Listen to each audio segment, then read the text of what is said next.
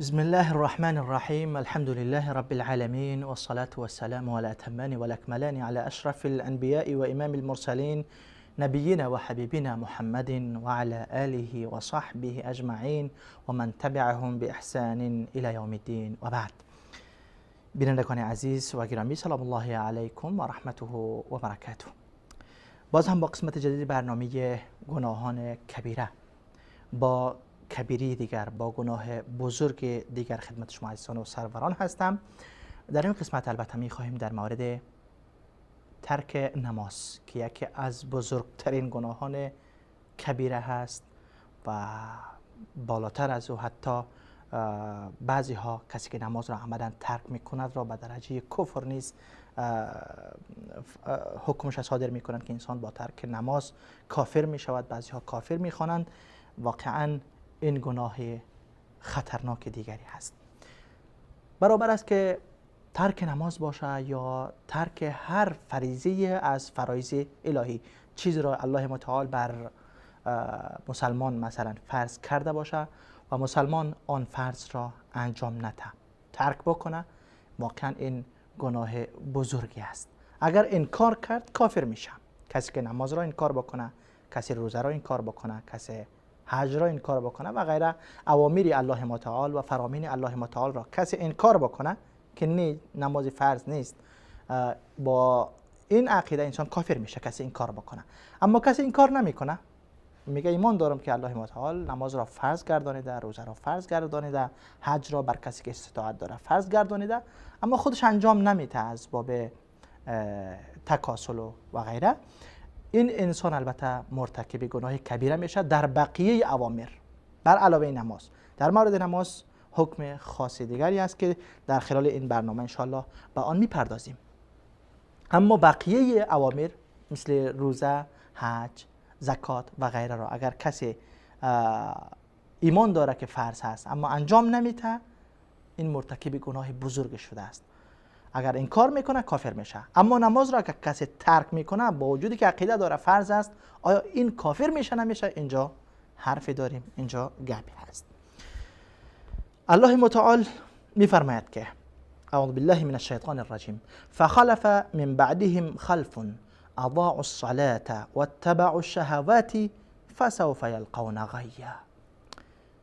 پس آمد بعد از آنها جانشین هایی که نماز را ضایع کردند و دنبال شهوات و خواهشات نفسشان رفتند. اینها را چی می شود؟ فسوف یلقون غیا. اینها روبرو می شوند با غی. غی چی است؟ میگن نام یک وادی است در جهنم، یعنی کسایی که نماز را ضایع می کنند. عبدالله ابن عباس که مفسر قرآن در میان اصحاب کرام شناخته می شوند میفرمایند در اینجا مراد از این که نماز را ضایع میکنن این نیست که نماز را کلا نخوانند، بلکه مراد از اضاعوا الصلاة، مراد از ضایع کردن نماز این است که نماز را از وقتش تأخیر میکنند. نماز را از وقتش تأخیر میکنه. وقتی کسی که نماز را از وقتش تأخیر بکنه او به وادی جهنم بروه. کسایی که اصلا نمیخوانه آنها را چی میشوه؟ همچنان امام تابعین سعید ابن مسیب رحمه الله میفرماید که مراد از اضاعوا الصلاة در اینجا این نیست که نماز را کلا ترک بکنه، بلکه هدف این است که نماز ظهر را به وقت عصر میخوانه، عصر را به وقت مغرب میخوانه، مغرب را در وقت عشا میخوانه، عشا را بعد از نصف شب میخوانه، نماز صبح هم بعد از طلوع آفتاب. این انسان هایی که نماز را از وقتش تأخیر میکنند در مورد اینها این وعید ذکر شده است که آنها در روز قیامت در وادی غی که یکی از وادی های در جهنم باشد در آنجا می روند. الله متعال در آیه دیگر می فرماید که یا ایها الذین آمنوا لا تلهکم اموالکم ولا اولادکم عن ذکر الله. ای کسانی که ایمان آوردید، ای کسانی که مؤمن هستید و ادعای ایمان دارید، شما را مالتان و اولادتان از ذکر الله غافل نکند.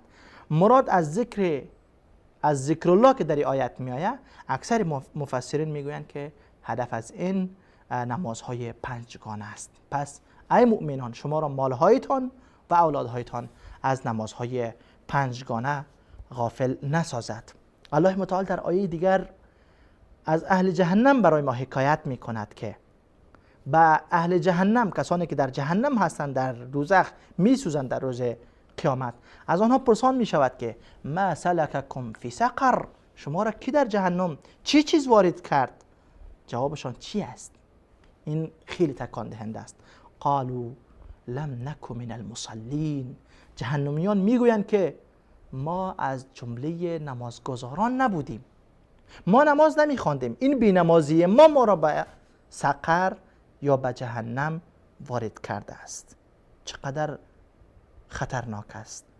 پیامبر اکرم صلی الله علیه و سلم در حدیث میفرمایند که العهد الذی بیننا و بینهم الصلاة، فرق میان ما، حد و مرز میان ما و میان کافران چی است؟ نماز است. العهد الذی بیننا و بینهم الصلاة، مرز، حد، حدود بین ما و بین کافران در چیست؟ پیامبر اکرم صلی الله علیه و سلم میفرماید که نماز است. فمن ترکها فقد کفر، کسی که نماز را ترک بکند کافر می شود. در روایت دیگر پیامبر اکرم صلی الله علیه و سلم میفرماید که بین العبد و بین الکفر ترک الصلاة، بین بنده و بین کفر حد فاصل چی است؟ نماز است. نماز خواند بنده الله مؤمن است، نماز نخواند با آن طرف خط می رود و کافر می شود.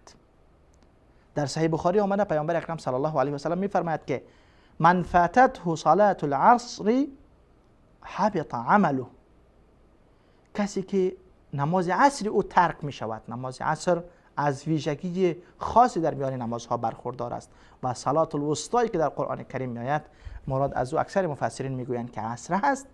پیامبر اکرم صلی الله علیه و سلم می فرماید که کسی که نماز عصرش فوت می شود گویا تمام اعمال و نیکی های او برباد شده و از بین رفته.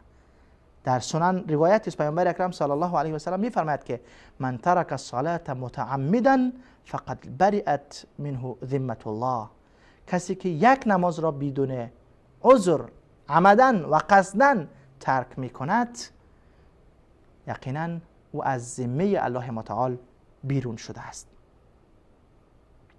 در روایت دیگر پیامبر اکرم صلی الله علیه و سلم می فرماید که امرت ان اقاتل الناس حتی یقولوا لا اله الا الله، من مأمور شدم از جانب الله که با مردمان بجنگم تا زمانی که کلمه بخوانند، لا اله الا الله بگویند، به وحدانیت الله، به یگانگی الله ایمان بیارند و سپس و یقیموا الصلاة و یؤتوا الزکاة، نماز را برپا بدارند و زکات را ادا بکنند. فاذا فعلوا ذلك عصموا مني دماءهم و اموالهم، وقتی که کلمه خواندن، نماز ادا کردن و زکات دادن، اینجا در حقیقت خون و مالشان را محفوظ کردن.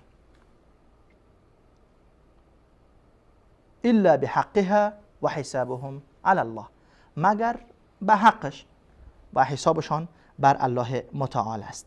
در روایت دیگر می‌فرماید که من حافظ علیها كانت له نورا و برهانا و نجاتا یوم القیامه، کسی که بر نمازها همیشگی می‌کند و محافظت می‌کند، این نمازها در روز قیامت برای از او نور جور می‌شوند، دلیل او می‌شوند، راهنمای او می‌شوند و او را در روز قیامت نجات می‌دهند و باعث نجات او می‌شوند. و من لم یحافظ علیها لم تکن له نورا ولا برهانا، کسی که به نمازهای پنجگانه محافظت نکرد و همیشگی نکرد، در روز قیامت نه اون نوری داره و نه هم راهنمایی داره و نه او از آتش جهنم نجات پیدا میکنه. در روز قیامت این انسان همراه کی میباشه؟ همراه و کان یوم القیامت مع فرعون و قارون و هامان و ابی بن خلف، انسانی که به نمازها پایبندی نمیکنه و نماز نمیخونه در روز قیامت همراه فرعون میباشه، همراه قارون میباشه، همراه هامان و ابی بن خلف. علما میگویند که هر کسی را که ملک و پادشاهی و منصبش او را از نماز باز داشت و همراه فرعون حشر میشود و کسی را که مالش از نمازها باز داشت و همراه قارون میباشه و کسی را که وزارت و اینها از نمازها باز داشت او همراه هامان میشود که وزیر فرعون بود و کسی را که تجارتش از نماز منع بکنه و همراه ابی ابن خلف حشر می شود. واقعا این چقدر خطرناک است که ما در دنیا خود را مسلمان بنامیم، نمازهای پنجگانه را نخوانیم و در روز رستاخیز در قیامت همراه فرعون و قارون و هامان و ابی بن خلف حشر شویم. حضرت عمر رضی الله عنه را در هنگام نماز به شهادت رسانیدند. در هنگام نماز بالاشان حمله صورت گرفت. ابولولوی مجوسی چندین خنجر به حضرت عمر رضی الله عنه زدن. البته عمر رضی الله عنه غالبا 2 روز یا 3 روز بعد از این حادثه به همین زخم هایی که از ابولولوی مجوسی خورده بودن شهید شدند. اما در هنگام نماز این حادثه المناک رخ داده بود. وقتی که حضرت عمر را چندین خنجر زد و حضرت عمر اکبر افتادن، باز مردم گفتن که نماز بخوانیم ای امیرالمؤمنین. چندین خنجر خوردن، از زخمهایشان خون فوران میزنه و خون جاری میشود. عمر رضی الله عنه فرمودند که نعم، بله باید نماز بخوانیم، اما انه لا حظ لاحد فی الاسلام اضاع الصلاه. بدانید که کسی که نماز را ضایع می کند در اسلام هیچ سهمی ندارد. چقدر اینها پایبند نماز بودند.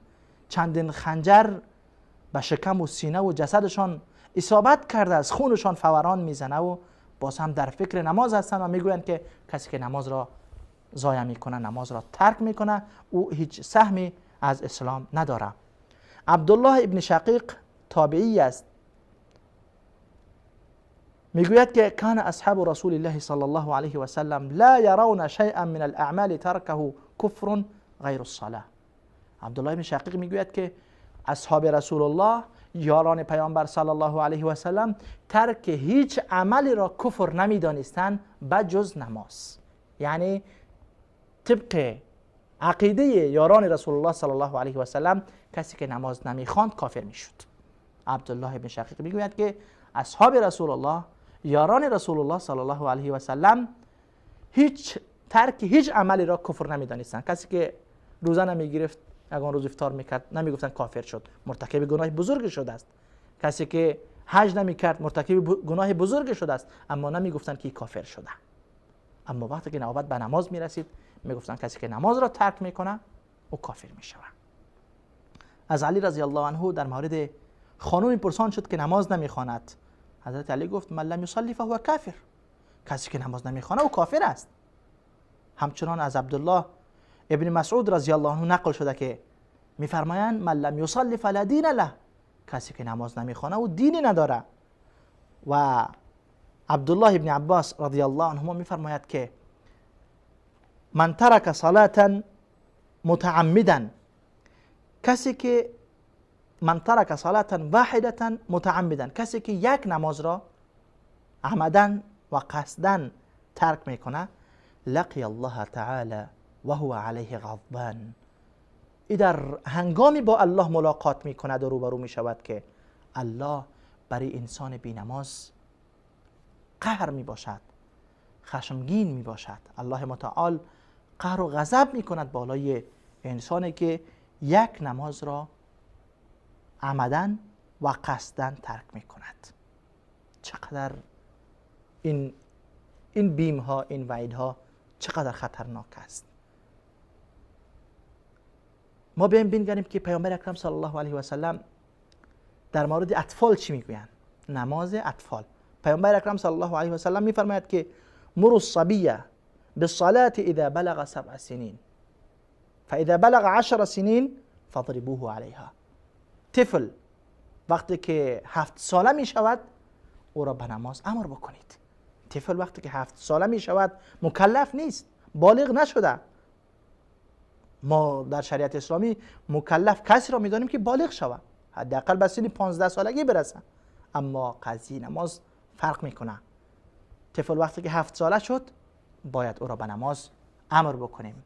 پسر است یا دختر است، 7 ساله شد باید او را با خود، اگر پسر است پدر باید به مسجد ببره، اگر دختر است مادر او را باید در کنار خود استاد بکنه، بگوید دخترم بیا نماز بخوان. تا 3 سال باید این تمرین شود.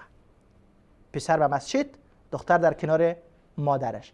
وقتی که 10 ساله شد، حالا در نماز اگر سستی میکنه، تکاسل نشان میده، تنبلی نشان میده در مقابل نماز، پیامبر صلی الله علیه و سلم میفرماید که اینجا آنها را بزنید، به خاطر نماز آنها را لد بکنید تا که آنها آماده شوند به نماز خواندن و از نماز فرار نکنند.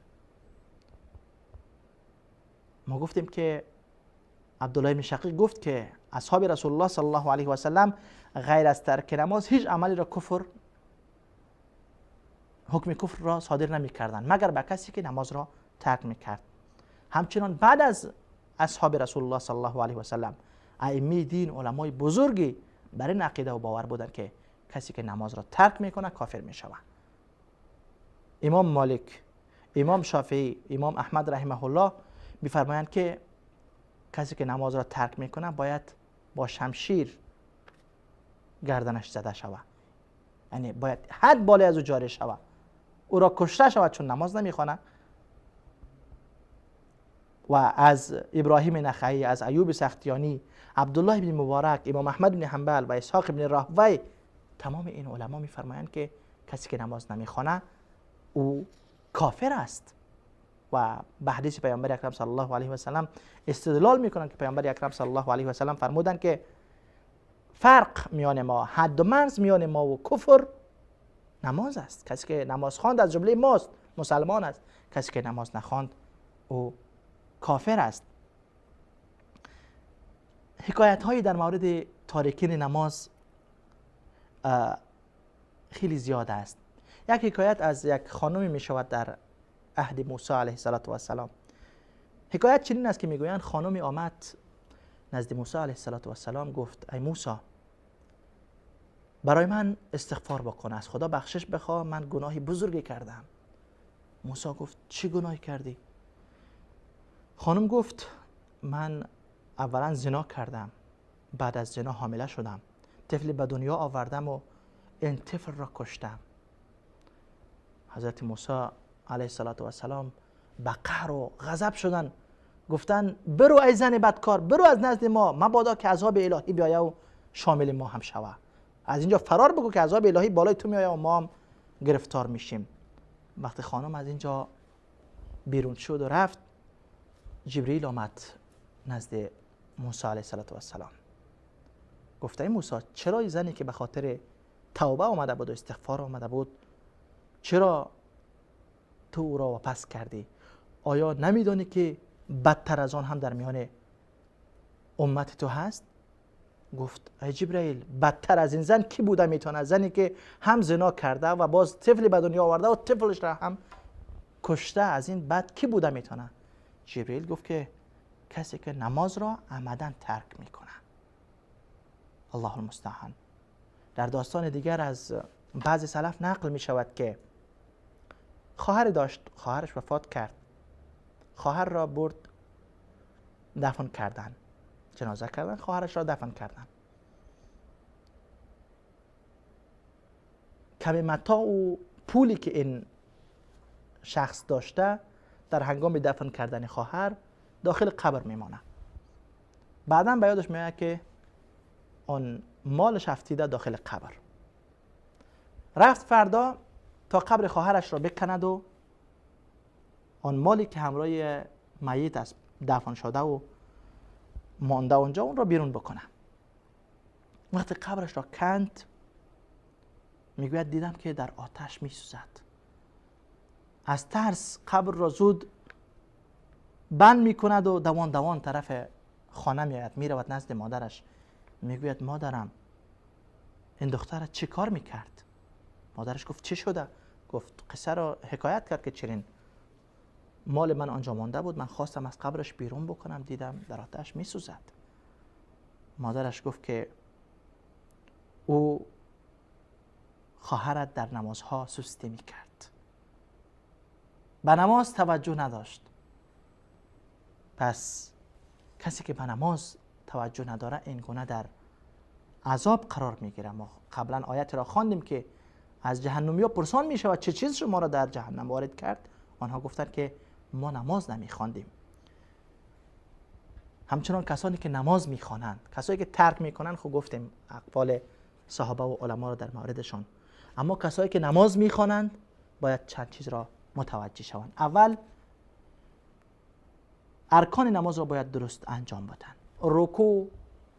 رکوع، سجده، تمام ارکان نماز را به درستی انجام بدن. پیامبر اکرم صلی الله علیه و سلم در مسجد نشسته بودند. مردی آمد در مسجد، 2 رکعت نماز خواند، آمد نزد رسول الله سلام کرد.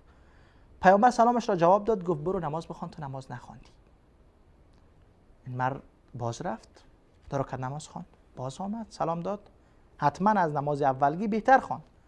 پیامبر باز هم برش گفت که سلامش را جواب داد، گفت ارجع فصلی فانک لم تصلی، برو نماز بخوان، تو نماز نخواندی. این مرد باز رفت، نماز خواند، 2 رکعت، باز آمد سلام داد. پیامبر سلامش را جواب داد، گفت برو نماز بخوان، تو نماز نخواندی. این مرد گفت ای رسول الله، به من یاد بده، از این بهتر بلد نیستم. اینجا پیامبر اکرم صلی الله علیه و سلم فرمود که وقتی که یکی از شما نماز میخواند، وقتی که تکبیر میگوید، بعد از تکبیر باید چیزی که از قرآن بلد است بخواند، سوره فاتحه را با یک سوره دیگر. ثم ارکع حتی تطمئن راکعا، وقتی قرائت تمام میشه رکوع میکنی، خب به آرامش به رکوع برو، پشتت را راست هموار بکن و مطمئن باش در حالت رکوع. سپس دعاهای رکوع را بخوان و بعد از رکوع بلند شو. ثم ارفع حتی تعتدل قائما، بعد از رکوع بلند شو، سیده استاد شو. خب راست که استاد شدی، دعای بعد از رکوع را خواندی، بعد تکبیر گویان به سجده برو و در سجده هم خوب مطمئن شو، آرام سجده کن. دعای سجده را بخواندی، باز سرت را بلند بکن، پس در میان 2 سجده درست بنشین، دعای بین 2 سجده را اینجا بخوان، بعد برو به سجده دوم و این گونه تمام نمازت را انجام بده، این گونه نماز بخوان.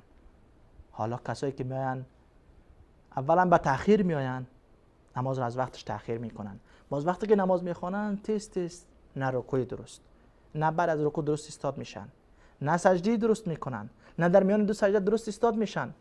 اینها دزدان نماز هستند.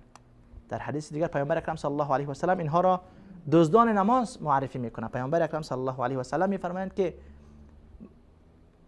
بزرگترین دزدان نماز هستند. از صحابه بعضی پرسیدن از رسول الله صلی الله علیه و سلم، بعضی از صحابه، این نماز دیگه چی دزدی داره، چطور دزدی میشه؟ پیامبر اکرم صلی الله علیه و سلم گفت دزدی نماز این است که لا یتم رکوعها ولا سجودها ولا القراءه فيها. دزدی در نماز این است که نه رکوعی او را درست میکنه، نه سجدی او را درست میکنه و نه هم در قرائت درست میکنه. در روایت دیگر میاد پیامبر اکرم صلی الله علیه و سلم میفرماید که خداوند نظر نمیکنه، لا ينظر الله الى رجل لا يقيم صلبه بین رکوعه و سجوده. خداوند نظر نمیکنه به حال کسی، به طرف کسی که در میان رکوع و سجده وقتی که از رکوع استاد میشوه درست استاد نمیشوه. و همچنان کسانی که نماز میخوانند باید نمازها را با جماعت بخوانند.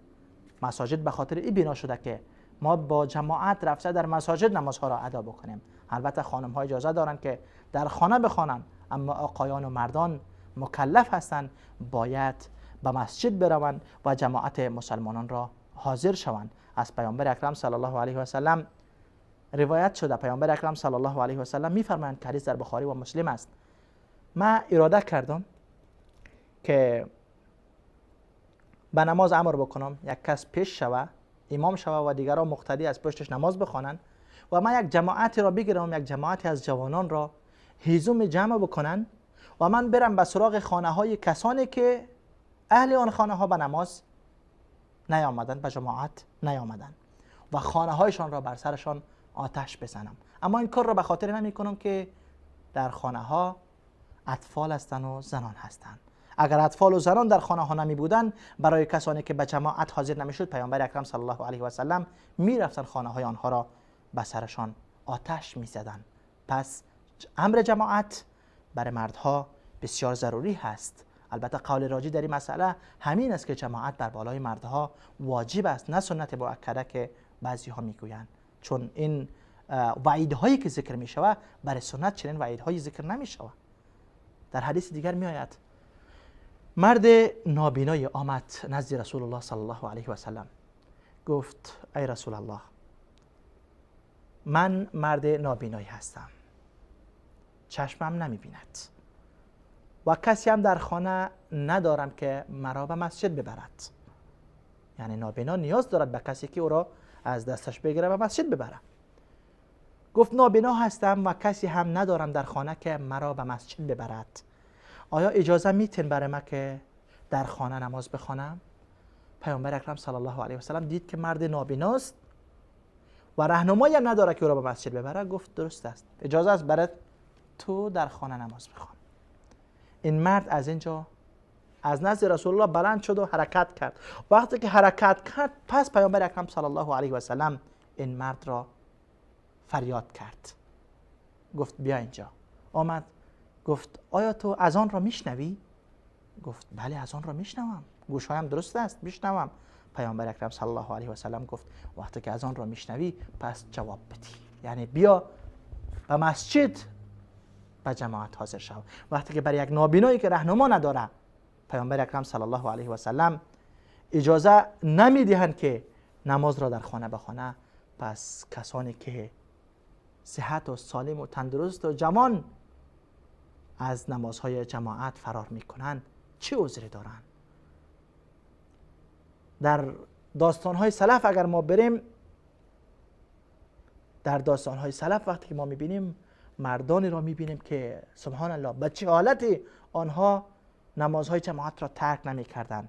در مورد ربیع ابن خیثم گفته میشود که یک طرفش فلج زده بود، یک طرفش از کار افتاده بود، یک طرف جسدش، یک دست و پا کلا از کار افتاده بود، کار نمیداد. باز هم در میان دو مرد تکیه کنان به مسجد میرفت برای نماز جماعت. برش گفته شد که تو معذور هستی، یک طرف جسدت فلج هست، در خانه نماز بخوان. گفت چطور ما در خانه نماز بخوانم، در حالی که پیامبر اکرم صلی الله علیه و سلم میفرماید که وقتی که صدای مؤذن را میشنوید جواب بدهید. من حی علی الصلاه حی علی الفلاح را میشنوم، چطور ما در خانه نماز بخوانم؟ همچنان از حاتم اصم روایت شده که یک بار از نماز جماعت ماندم، نماز جماعت از من فوت شد. بعد از نماز ابو اسحاق بخاری آمد برای تعزیت ما، در حالی که ما اهل دنیا یک کسی اگر طفلش فوت بکنه، یک عزیزش فوت بکنه، به تعزیت او میرویم، اما سلف ترک شدن یک جماعت را یک مصیبت بزرگ میپنداشتند، به خاطر تعزیت او میرفتند. و در این میان دو نماز خیلی مهم است. البته نماز عشا و نماز فجر پیامبر اکرم صلی الله علیه و سلم میفرماید که این دو نماز مشکل ترین نماز برای منافقین هست. مشکل ترین نماز برای منافقین نماز عشا و نماز صبح است. عشا وقت جلسه و نشستن و قصه و گفتگو هست، صبح هم که وقت خواب است.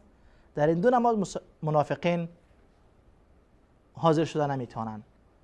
عبدالله ابن عمر رضی الله عنه میفرماید که وقتی که ما میدیدیم کسی را که در مسجد در نماز عشا نیست یا در نماز صبح نیست، ما در مورد او فکر میکردیم که شاید او منافق شده باشد. واقعا این زندگی سلف را وقتی ما میبینیم و پابندی و همیشگی آنها را در مورد نمازها و خصوصا در نماز جماعت میبینیم و سپس خود را مقایسه بکنیم که ما در چه جایگاه قرار داریم. اگر امروز اصحاب رسول الله زنده می بودن، اکثر ما را میگفتند که اینها منافق هستند، نه در نماز صبح حاضر میشوند، نه در نماز عشا حاضر میشوند، یگان و خوششان داد در نماز مغرب میایند اکثر میزنند و میروند. الله المستعان و علیه التکلان. الله همین ما را توفیق بدهد که خالص تنها عبادت او را به گونه‌ای که پیامبر اکرم صلی الله علیه و سلم بیان کردند و برای ما رساندند همان گونه عبادت بکنیم، همان گونه نماز بخوانیم. قسمی که یاران رسول الله صلی الله علیه و سلم نماز می‌خواندند، زحمت می‌کشیدند. الله همین ما را توفیق بدهد و از جمله کسان نگرداند که در روز قیامت خدای نکرده به جهنم برویم و صدا بزنند که پرسان کنند فلانی چه شد که اینجا آمدی؟ بگوییم که والله ما نماز نمی‌خواندیم، یا نماز را با جماعت ادا نمی‌کردیم، یا نماز را در وقتش نمی‌خواندیم. الله همین ما را توفیق بدهد و از جمله نمازگزاران واقع بگرداند. تا قسمت بعدی الله یار و مددگارتان. و السلام علیکم و رحمت الله و برکاته.